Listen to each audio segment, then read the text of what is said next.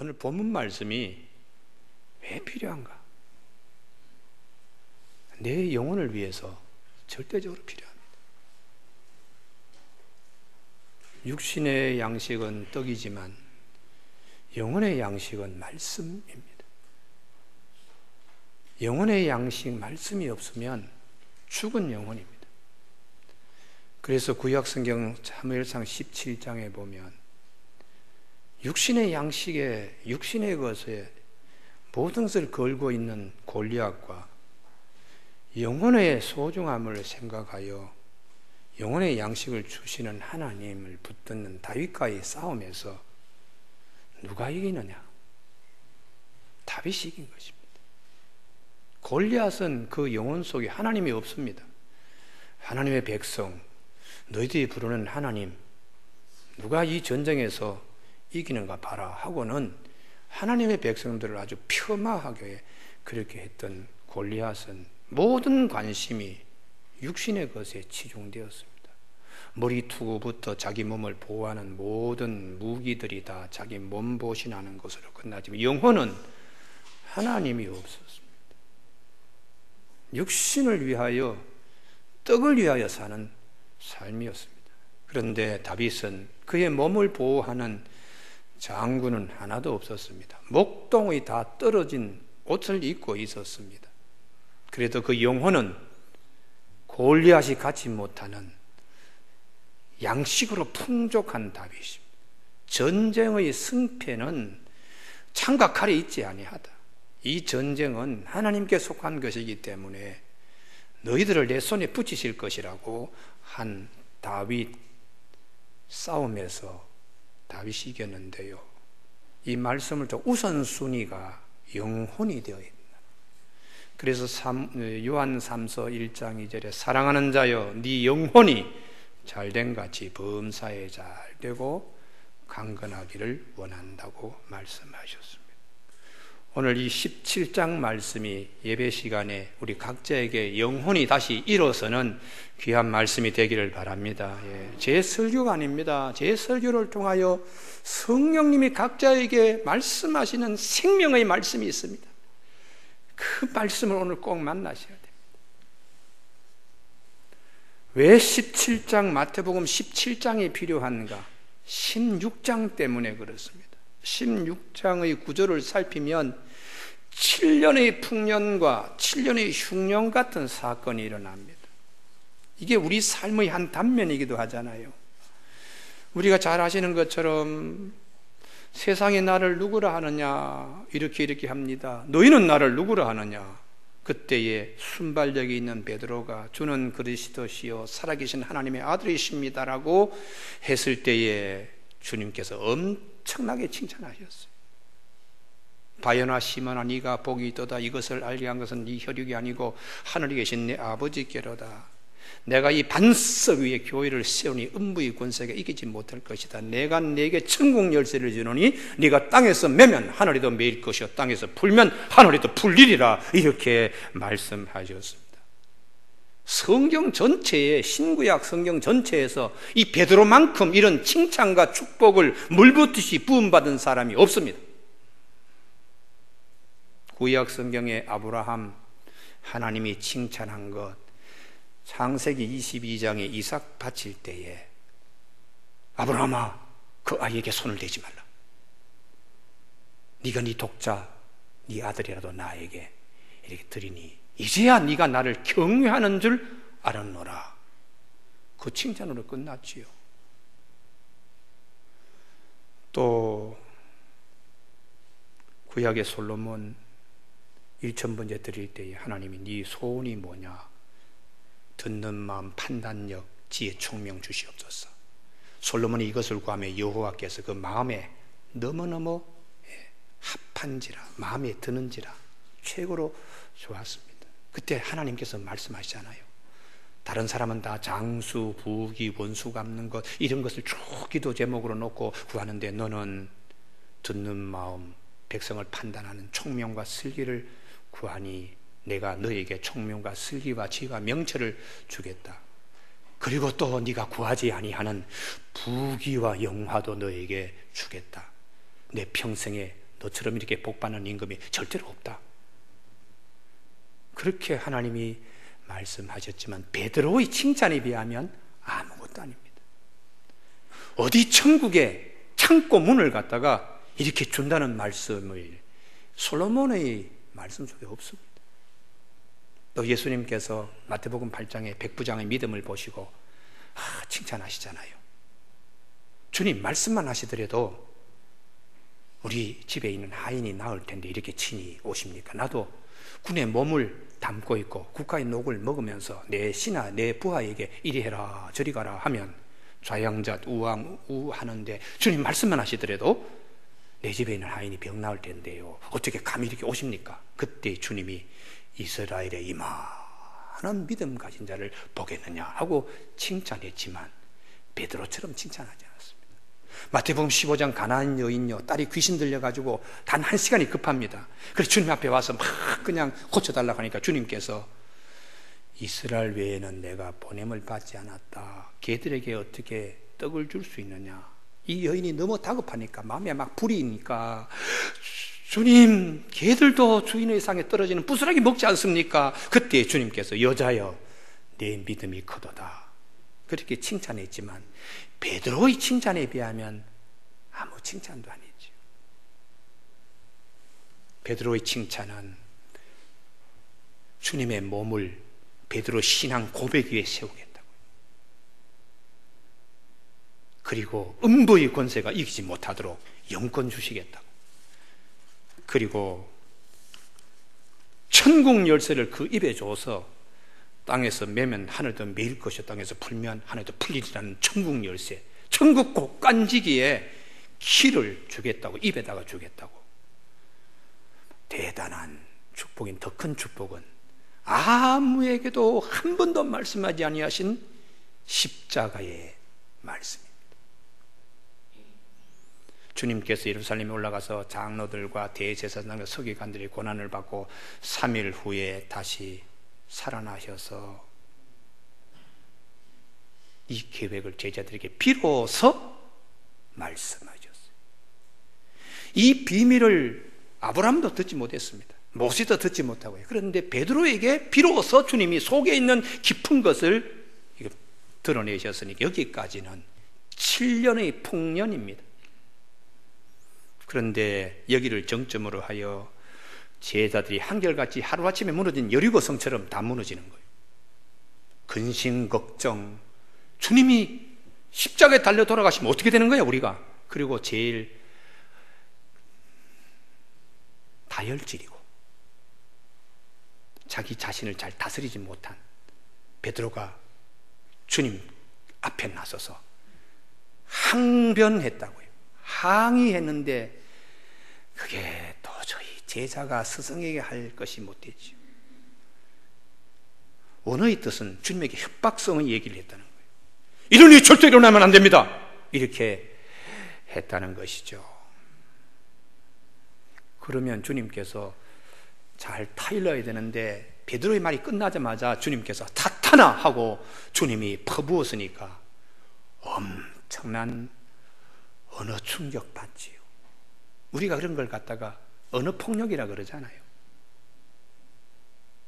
내 죄를 물러서 네가 하나님의 일을 생각지 않고 사람의 일만 생각하는구나 하고 꾸짖었고, 그 다음에 또 하시는 말씀이 누구든지 나를 따라오면 자기를 부인하고 자기 십자가를 지고 나를 따르라. 7년의 흉년과 같은 말씀을 하는 것이에요. 성경이 우리에게 마태복음 16장의 말씀, 우리 사는 세상이 때로는 7년의 풍년 같은 때도 있지만 때로는 7년의 흉년 같은 때도 있지만 그래도 믿음을 지켜야 된다.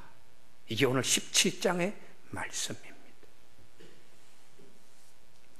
욥이 온전하고 정직하고 여호와를 경외하고 악을 떠난 자인데 그가 믿음을 어떻게 지켰는가 잘 아시잖아요. 7년의 흉년 가운데도 그는 7년의 풍년처럼 지켰습니다. 욥기 1장에 보면 시련이 제1라운드 소로 밭갈이 하는데 그 밭갈던 종이 뛰어와서 주인님 스바 사람이 소뿐만 아니라 곁에 메어둔 나귀까지 다 끌고 갔습니다. 그러자 그 말이 떨어지기 전에 이번에는 목축하는 종 가운데 양떼들이 있었는데 하늘에 불이 떨어져가지고 다 타 죽었습니다. 그 말 떨어지자마자 이번에는 낙타를 가지고 장사하는 그 종들 가운데 한 사람이 뛰어와서 주인님 낙타들을 갈대아 사람 세 무리가 와서 다 끌고 갔습니다. 농업, 목축업, 상업 다 망가지는 거예요. 그리고 그 말이 떨어지자마자 마다들 집에서 10명의 자녀들이 음식 먹고 있는데 바람이 불어가지고 동서남북에서 집을 쳐서 다 거기서 매몰되어 죽었습니다. 참, 그럴 때에 욥이 주신이도 여호와시요 취하신 자도 여호와시니 여호와 이름이 찬송을 받을 것이다 하고 믿음을 지켰어요. 입술이 범죄하지 않았습니다. 7년의 풍년 속에 7년의 흉년이 오더라도 입술이 범죄하지 아니한 천국 열쇠에 물만한 입술이었어요. 우리 이런 인물을 하박국에서 하박국 3장 17절에 비록 무화과나무가 무성치 못하고 포도나무에 열매고 감람나무에 소출이 없고 밭에 식물이 없고 우리의 양역 외양간에 송아지가 없을지라도 농업에 육축업에 다 이렇게 그냥 바짝바짝 메말라도 나는 여호와로 말미암아 나의 구원의 하나님을 인하여 기뻐하며 즐거워하겠다고 입술로 범죄하지 않았어요. 욥의 제2라운드 시련 욥기 제2장입니다.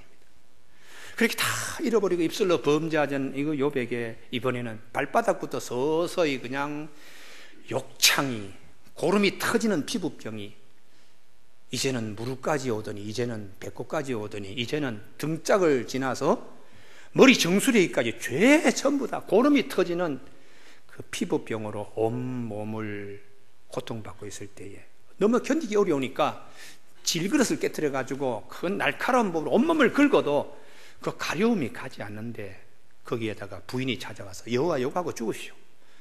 그때 욥이 입술로 범죄하지 않았어요. 그대의 말이 어리석은 여자의 말 같도다. 하나님이 우리에게 복을 주셨은즉 이 어려움도 주시지 않겠느냐 하고 그 다음 말씀이요 욥이 이 모든 일에 범죄하지 아니하고 하나님을 원망하지 아니하고 입술로 범죄하지 아니했다. 이게 믿음이라는 것이. 우리는 잘 될 때 할렐루야 하고 뭐 그냥 하나님이 공급해 주신 힘으로 교회 봉사하지만 하나씩 둘씩 무너질 때에 원망이 나도 모르게 아침 식사 밥알만큼 나오잖아요. 근데 성경은 욥의 경우에나 하박국의 경우에나 우리에게 믿음의 본으로 말씀하시. 야고보서 5장에 보면 형제들이여 선지자와 우리 믿음의 선진의 본을 한번 봅시다. 욥의 시련도 보지만 그의 결말을 한번 보세요. 주는 얼마나 자비로우신 분이십니까? 하고 그 다음 말씀이 너희 중에 고난당하는 자가 있느냐? 그는 기도할 것이요 즐거운 이 자가 있느냐? 그는 찬송할지니라. 입술에 범죄하지 않는다는 거예요. 그러면 우리가 사는 삶 가운데서 마태복음 16장 7년의 풍년과 7년의 흉년 같은 곳에서 일어서는데 예수님께서 17장으로 믿음 지켜주게 하는데요, 그 17장 하나님이 주시는 복이 구멍 뚫어진 전대로 달아나지 않도록 하나님이 지켜주시는 17장의 말씀, 변화산의 말씀인데 그 시작이 1절에 엿새 후에 하는 것입니다. 아니 지금 상처받아가지고 지금 엄청나게 지금 아파하는 베드로에게 당장 끌어내어가지고 위로해 주셔야 될 주님이 엿새 후에 하루 지나고 이틀 묵히고 3일 지나가고 4일 5일 엿새가 지난 후니까 7일이 되는지 8일이 되는지 성경이 우리에게 주님이 우리에게 보여주시는 말씀이 있어요. 시간이 묘약이라는 말씀. 우리의 상처, 우리의 아픔, 하나님의 치료 방법, 시간 그 중에 하나입니다. 누가복음 동일 본문 9장 28절에는 이 말씀을 하시는 8일쯤 되어 누가복음 8일쯤이라고 얘기하고 있는데 마태복음, 누가복음 다 시간의 거리를 두고서 주님이 제자들을 데리고 변화산에 가셨다. 성경이 우리에게 뿜어내 주시는 행간에 감춘 말씀은 하나님의 세계의 시간이라는 묘약입니다. 성경에 보면은 창세기에 그 예서와 야곱 형제가 20년간에 떨어져 있다가 이제 만나러 가는데 야곱이 얼마나 머리 쓰고 준비한지 몰라요. 하나님 만난 야곱 뭐 씨름하고 그러잖아요. 그런데 형 에서는 20년 사이에 마음이 바뀌었어요. 그 동생 야곱을 보자마자 달려들어서 안고 목을 비슷하게 맞추면서 볼에다가 키스하며 눈물을 흘렀더라. 울었다고 되어 있어요. 형 에서의 마음이 20년 전에는 이 녀석! 하고 손에 힘이 들어갔던 그 손에 힘은 풀어지고 동생을 보는 순간에 와르륵 하고 눈물이 흘릴 정도니까 20년의 시간이 에서의 마음을 치료해 준 것입니다. 이번에 구정 때에 친척 만나면 이 엿새 후의 축복이 있기를 바랍니다. 그 녀석 이번에 만나봐. 내가 가만두지 않겠다 그랬는데 시간이 지나가서 내가 치료되는 역사가 있어요. 우리는 긴 시간만이 시간이 치료하느냐? 그렇지 않습니다. 성경은 밤사이라도 그 말씀을 곳곳에 하고 있어요.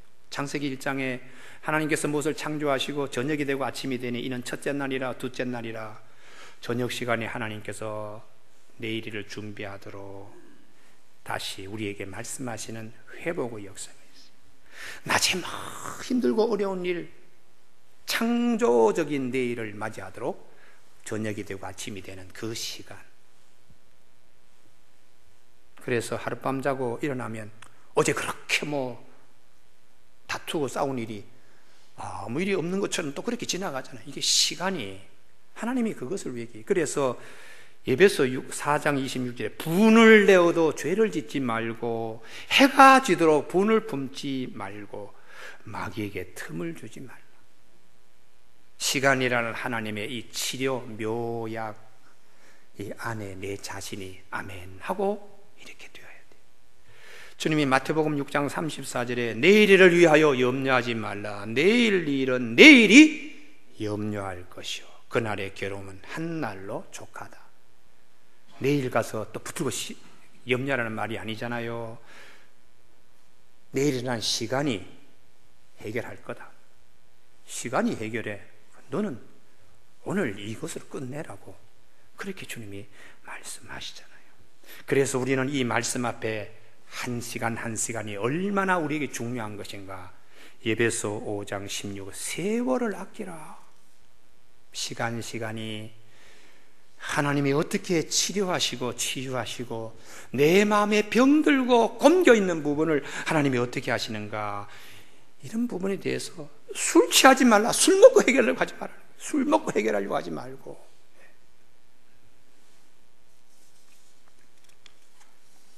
이번 구정 때에 친척들 만나면 하나님 이 은혜가 내 마음속에 우리 친척들 관계에 이 축복이 있게 하여 주시옵소서. 지난 추석 때 만났는데 6개월 만에 다시 만날 때에 하나님이 이렇게 엿새 후에 하는 은혜를 주시네요. 이렇게. 두 번째, 엿새 후에 시간이 지났는데 주님이 제자들을 데리고 변화산으로 데리고 올라가요.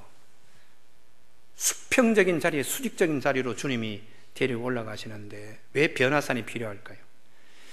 엿새라는 시간으로도 해결하지 못하는 일은 변화산의 은혜로 해결될 수 있음을 말씀합니다. 우리 시간이 다 지나면 시간이 해결하면 얼마나 좋을까요? 그러나 시간이 지나도 해결되지 않는 문제가 있어요. 그럴 때 우리가 절망해야 됩니까? 아닙니다. 성경은 변화산의 은혜가 우리를 기다리고 있다는 것이죠.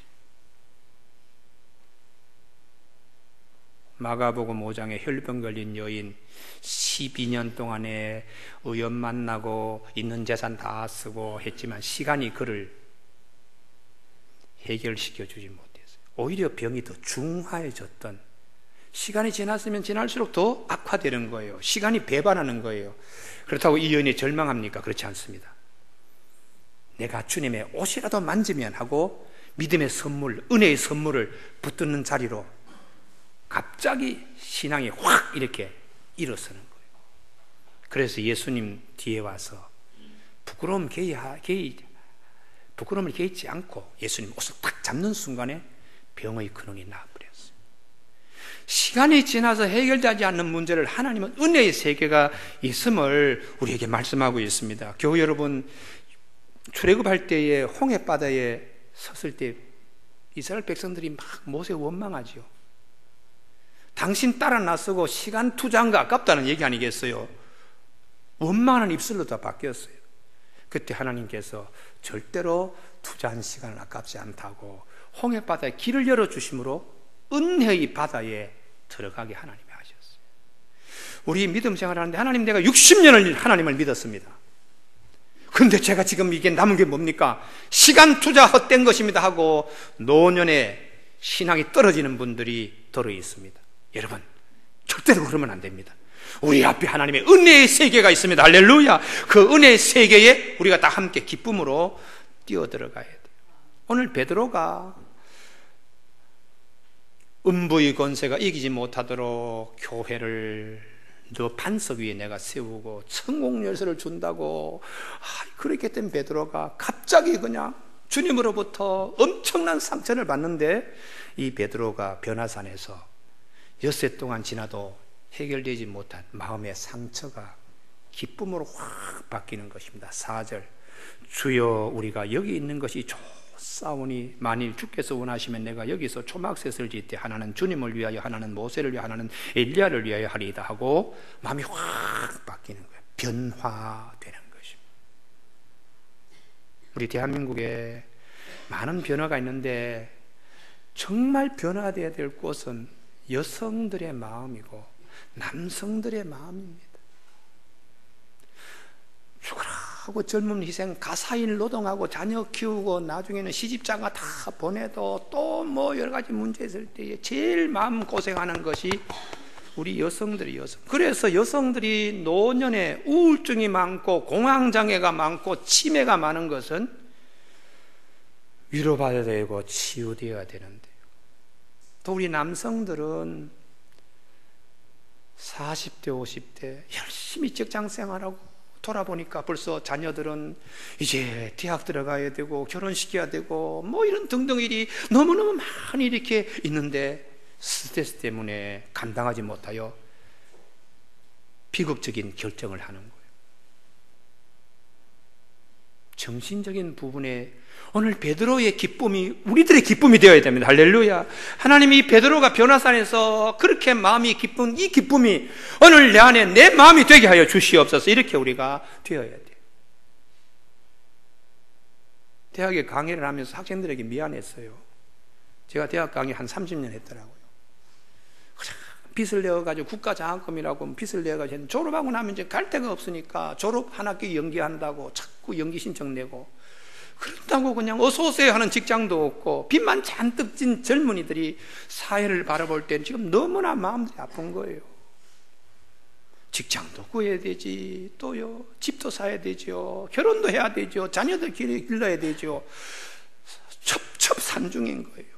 그러니까 마음들이 다 무겁고 힘든데 정부가 이걸 알아야 돼요. 정부가, 대통령이 알아야 되고 경제 관료들이 알아야 되고 가진 자들이, 체벌들이 알아야 됩니다. 이걸 외면할 때에 우리나라는 소망이 별로 없어요. 더더욱 교회가 이것을 알아야 됩니다. 우리 교우들에게 오늘 마태복음 17장 변화산의 사건, 베드로와 같이 저렇게 될 수 있는 것이 우리들에게 체험될 수 있는 내 자신이 되고 우리 교회가 되고 이 사회가 되도록 우리가 꼭 기도할 수 있기를 바랍니다. 예, 이게 굉장히 중요합니다. 내가 애굽 사회에서 내린 모든 질병 중 하나도 너에게 내리지 아니하리니 나는 너희를 치료하는 여호와이니라. 주님, 변화산의 베드로와 같은 마음으로 치료하여 주시옵소서. 세 번째에 변화산의 주님은 제자들을 뭐하러 데려가셨나? 기도하시러. 동일 본문 누가복음 9장 28절에 이 말씀을 하시는 8일쯤 되어 예수께서 베드로와 요한과 야고보를 데리고 기도하시러 산에 올라가서 기도하시러. 우리는 수평적인 자리에서 수직적인 자리로 옮겨갈 수 있는 유일한 방법 중에 하나가 기도입니다. 기도. 영의 세계에, 은혜의 세계에 깊이 들어갈 수 있습니다. 눈을 뜨고 있을 때는 여러 가지 많은 복잡한 일들을 만나고 제마지 눈을 감고 하나님의 은혜의 세계에 들어가면 모든 문제가 보이고 달라지는 거예요. 그래서 출애굽기 17장에 너비된 광야에 이스라엘 백성들이 나올 때에 힘이 없고 약한 자들이 후미에 처지니까 기마민족인 아말렉 족속이 말발굽으로 막 짓밟아요. 그때 모세가 높은 산에 올라가서 하나님께 손을 들고 기도합니다. 힘이 빠지니까 아론과 홀이 올라가서 기도하니까 산 아래의 상황이 달라지는 거예요. 내가 그곳에서 기도할 때에 저기에서 하나님의 축복의 역사, 승리의 역사가 있게 되는 것을 이스라엘 백성들은 여호와 니시라는 단어로 압축하고 있습니다. 모세 자신이 등을 떠밀어서 본인이 기도하러 올려보내는 거예요. 예수님께서 제자들에게 등을 떠밀어서 변화산에 올려보내는데 이번에 연휴기간에 우리 각 가정에 이런 영적인 축복이 있기를 바랍니다. 3일 동안 쉬는데 그러지 마시고 내 자신을 떠밀어 가지고 기도하는 곳에 뭐 기도원에 가셔도 좋고 아니면 3일 동안에 새벽기도 나오셔도 좋고 내 자신을 수평적인 자리에 그냥 누워 놓지 말고 떠밀어 가지고 그곳에 세우면 하나님께서 문제 해결해 주시는 이 기회를 잃지 말아야 돼요. 그래서 이사야 55장 6절에 너희는 여호와를 만날 만한 때에 찾으라. 그가 가까이 계실 때에 그를 부르라. 이렇게 말씀하십니다. 기도를 할 때에 이들이 예수님이 변화되는 것을 보셨습니다. 모든 것이 다 빛 가운데 다 이렇게 바뀌는 거예요. 중요한 것은 예수님만 변화되는 것이 아니라 제자들도 변화되는 주님을 보고 변화되는 거예요. 주여 여기가 우리가 여기 있는 것이 좋사오니 이렇게 변화되는 것입니다. 발목신앙이 무릎신앙으로 바뀔 때에 영적인 충만함을 경험하는 것과 같이 하나님이 주시는 은혜의 선물이죠. 7년의 흉년이 오더라도 능히 버틸 수 있는 힘이 그곳에서 나오는 겁니다.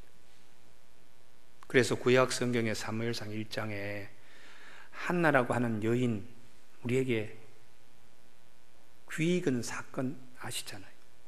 매일 아침마다 집안에 전쟁터요.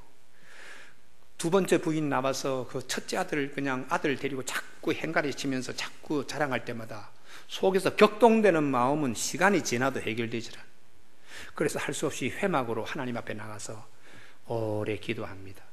엘리 제사장이 다른 사람하고 다르게 오래 기도하니까 술 취해서 기도하나, 술 끊어야 되는데 이 소리를 이 여인이 듣고서는 엘리 제사장이여, 내가 술 취하여 기도하는 게 아닙니다. 내 마음이 원통하여 응어리지고 우울증에 사로잡히고 공황장애에 내가 지금 견딜 수 없어서 여호와 앞에 샤파크 쏟아붓습니다. 그때 엘리 제사장이 얼마나 미안한지 하나님께서 그대에게 복을 나리시기를 원하노라 이렇게 했을 때에 이 한나가 당신의 여종이 당신께 은혜 있기를 원하나이다 하고 가서 먹고 얼굴에 다시는 근심빛이 없었더라. 기도하기 전에는 막 부글부글 끓고 견딜 수 없었는데 기도 다 끝나고 난 데는 이제 비로소 음식을 먹을 정도로 마음이 달라지는 거예요. 거식증 환자가 이제는 밥이 달게 들어오게 되는, 이렇게 변화되는 것이죠. 그리고 그 몸으로 집에 돌아갔더니 하나님께서 그날 저녁에 10아들, 20아들, 100아들도 부럽지 않는 사무엘을 허락하셨어요. 그래서 사무엘상 2장에 이 한나가 남긴 찬송이 있습니다. 하나님 우리를 진토에서 일으키셔서 빈궁한 자를 거름더미에서 일으키셔서 귀족의 위에 올리시는 하나님이시라는 거예요. 변화산 아래에서 그냥 고민하고 있던 자들을 변화산 위에서 기쁨의 사람으로 만든 것처럼 하나님은 가난한 자를 진토에서 일으키시며 빈궁한 자를 거름더미에 올리사 귀족들과 함께 하시며 영광의 자리를 차지하게 하시는 하나님이라고 노래하고 있습니다. 우리가 기도 중에 기도 시작할 때와 끝날 때가 전혀 다르죠. 처음에는 걱정하다가 기도 다 끝나고 나중에 하나님이 평안한 마음을 주십니다. 응답의 역사를. 그래서 시편 50편 15절에 환난 날에 나를 부르라. 내가 너를 건지리니 네가 나를 영화롭게 하리로다. 이렇게 말씀하세요. 우리는 이 제자들이 기도하러 주님과 함께 변화산에 갔는데 마음만 바뀐 게 아니고 하나님 말씀 듣고 크게 깨닫습니다. 누가복음 9장에 보면 모세와 엘리야가 주님이 말하시는 영광 중에 나타난 장차 예수께서 예루살렘에서 별세하실 것을 말하셨어요. 굉장히 구체적이죠. 모세와 엘리야가 나타나서 예수님과 말했는데 누가복음에서는 예수님이 장차 예루살렘에서 십자가 달리실 것을 말씀하시고 그들이 예수님께 위로하면서 이건 다 하나님의 계획입니다 라는 말씀을 제자들이 듣게 되었어요. 산 아래에서는 수긍하기 어려운 일을 산 위에 올라와서 이게 하나님의 계획과 예정이야 이렇게 진행되는구나 하고 깨달음이 있게 되었습니다. 그래서 믿음은 들으면서는 들으면 그리스도의 말씀으로 말미암는데요, 은혜의 세계 밖에서는 이게 도저히 용납 안 돼요. 왜 하나님은 나에게 이런 질병도 주시고 내 자녀의 앞길도 이렇게 열리지 않고 내 사업은 또 이렇게 힘들게 합니까? 라고 변화산 아래에서는 그런 일들이 변화산 위에 와서 보니까 왜 하나님이 나에게 주님이 사탄이라고 말했는가? 네가 하나님의 일을 생각지 않고 사람의 일을 생각한다고 왜 야단쳤는가? 그게 이제 비로소 깨닫게 되는 거예요. 이런 과정을 통하여 하나님의 뜻이 영광 중에 일어나게 되는구나 하고 수용할 수 있는 사람으로 바뀌게 됩니다. 변화산은 주님이 바뀌는 게 아닙니다. 주님과 함께 간 제자들이 바뀌는 것이요, 제자들이 바뀜으로 그들의 활동 영역이나 그들이 뿌린 씨의 결과들이 달라지게 하나님이 하셨어요. 그래서 사도 베드로가 젊은 날에는 인격이 다듬어지지 않으니까 자충우돌 럭비공처럼 했던 그 사도 베드로가 노년에 이제는 원숙해졌을 때에 베드로전서 베드로후서를 남길 때에 여러분 신의 성품에 다 참여해야 됩니다. 그 다음 말씀이 변화산 사건을 얘기합니다. 우리가 그때에 하나님의 귀한 음성을 들었다. 지극히 영광 중에 이러한 소리가 그에게 나기를 이는 내 사랑하는 아들이요 내 기뻐하는 자라실 때 그가 하나님 아버지께 존귀와 영광을 받으셨는 이 소리는 우리가 그와 함께 거룩한 산에 있을 때에 하늘로부터 들은 것이다 하고 제일 노년의 변화산 사건을 기억하면서 그 다음 말씀입니다. 또 우리에게는 더 확실한 예언이 있어 어두운 데를 비추는 등불과 같으니 요 말씀입니다. 날이 새어 샛별이 너희 마음에 떠오르기까지 요 말씀입니다. 그때 변화산 아래에서는 우리가 도저히 이해하기 어려우니 변화산 가서 이게 하나님의 뜻이구나 이걸 깨친 것처럼 오늘도 주의 말씀 속에 내가 깜깜한 일에 하나님의 등불을 이렇게 비춰주고 새벽에 샛별을 보여주는 이런 역사가 말씀 안에 있다는 거예요. 그래서 우리는 낙심하지 말아야 된다는 것이죠.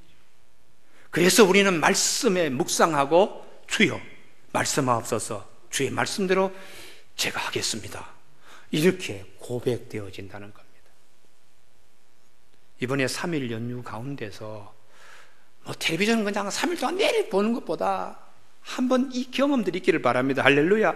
하나님이 이렇게 답답한 일인데 이거 어떻게 하면 좋겠습니까? 그럴 때에 성경 말씀을 이렇게 보다가 성령님이 어두운 데서 등불을 아침에 샛별을 보여주듯이 기억나게 하시는 말씀이 있어요. 그걸 요한복음 14장 26절에 보혜사 성령님께서 내가 너에게 말한 것을 모든 것을 생각나게 하신다고 말씀하세요. 우리가 이 체험들이 있어야 아, 주님의 말씀은 내 영혼의 양식입니다 라고 고백하게 되는 것입니다.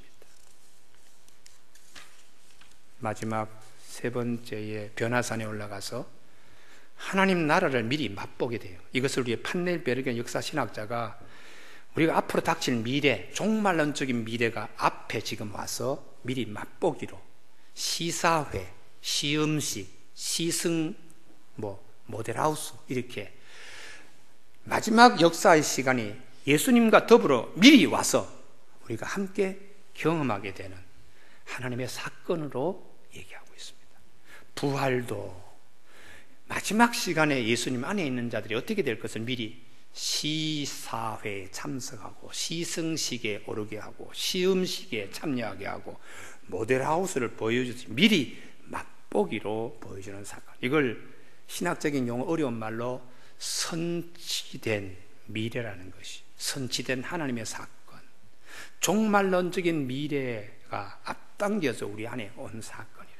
그래서 예수님 안에는 병든 자도 고침받게 되고 앞을 보지 못한 자도 앞을 보게 되고 앞으로 메시아의 나라에 일어날 일을 미리 예수님을 통하여 미리 우리에게 다 이렇게 보여주시는 부활의 첫 열매가 되시는 분은 당신께서 빛의 광채로 제자들에게 환한 빛으로 그 나라를 우리에게 보이는 그곳에 우리가 거하게 될 것을 성경은 말씀하고 있습니다. 너희는 마음에 근심하지 말라. 하나님은 또 나를 믿어라. 내가 너희를 위하여 처소를 예비하러 간다. 그 밝은 빛의 나라에 눈물도 없고 슬픔도 없고 가난 것도 없는 메시아의 나라가 어떻다는 것을 변화산에서 제자들에게 미리 보여주신 사건입니다.